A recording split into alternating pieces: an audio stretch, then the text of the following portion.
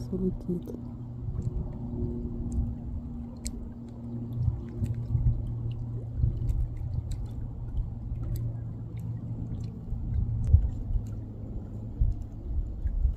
Что-то она все время так делает. Как вроде у нее застряло что-то или она заболела.